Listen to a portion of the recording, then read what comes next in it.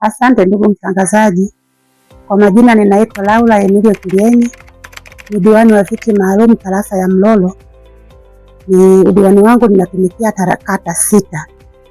Lakini niko hapa kama diwani mwenyeji na hiki kituo kiko kwenye tarafa ya Mlolo, kata ya Mseki.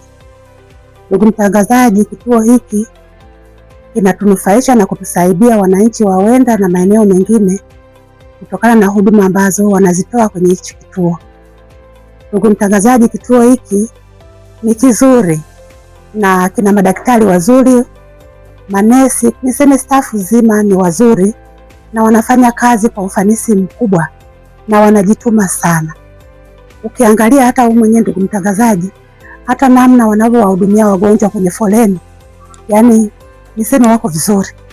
Lakini kabla ya hichi kituo ndugu mtangazaji, wananchi wa Wenda na maeneo mengine tulikuwa tunapata tabu sana, kwa sababu kuchukulia akina mama wajawazito, homa ya ujauzito huwa inashtukiza, kwa maana kwamba walikuwa wakisafiri umbali mrefu hapa mpaka mjini, hapa mpaka Tosamaganga.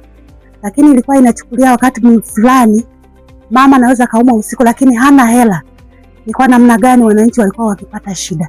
Lakini ujio wa hichi kituo, tunajifungua hapa, tunatibiwa magonjwa mbalimbali, tunafanyia operation hapa, maabara ni nzuri. Kiukweli tunapata huduma zilizo nzuri sana. Na madaktari wetu wako vizuri pamoja na manesi, hata watu wa usafi. Wewe mwenyewe unaweza kaona ni kwa namna gani kituo hiki kinavyotuboresha, yani kimeboreshwa vizuri. Huduma zao zinakwenda vizuri sana. Lakini ndugu mtangazaji, nichukulie tu hata mandhari yenyewe ya kituo kiko vizuri. Kwa hiyo huduma zinazopatikana hapa hakiwanufaishi wanawenda tu, lakini tunatibiwa watu tofauti tofauti. Wengine wanatoka mikoani huko wanakimbilia kituo cha Wenda kwa ajili ya kupata matibabu. Ni kwa sababu ya huduma nzuri na madaktari wazuri waliopo kwenye kituo cha Wenda.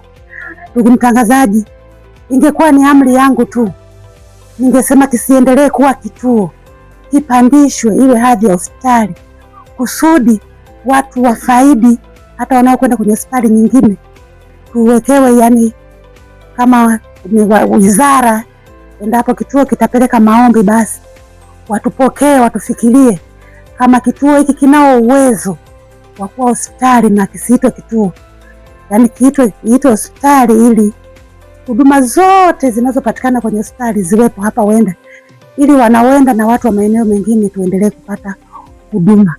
Kiukweli sisemi kama mwanasiasa, nasema kama mtu ninayenufaika na huduma.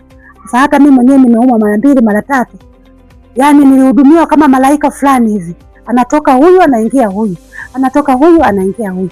Kwa kweli niseme ule kweli wa Mwenyezi Mungu, kituo hiki ni kizuri na madaktari ni wazuri wenye elimu nzuri. Ndugu mtangazaji, mimi napenda kutoa shukrani kwa wahudumu wa kituo chini ya Dr. Sabina, kwamba wananchi wa Wenda tunanufaika na kituo hiki kwa sababu kwenye shida mbalimbali, kwa mfano misiba, wanayo michango mikubwa, wana michango ya fedha, lakini wao wanabeba na vyakula. Kama watu wengine tunavyofanya kwenye jamii, ndivyo wahudumu wa kituo cha Wenda wanavyofanya. Tukipata msiba wanatuletea unga, wanatuletea maharage, kama ni mchele, mafuta, lakini wanatoa ushirikiano mwanzo mwisho. Kwenye mazishi tunashirikiana, kuna wanateuana.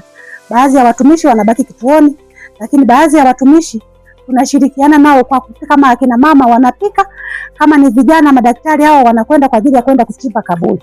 Kwa hiyo sisi kama wanawenda kwa kweli tunanufaika mno na watumishi waliopo kwenye kituo hiki. Asante sana ndugu mtangazaji.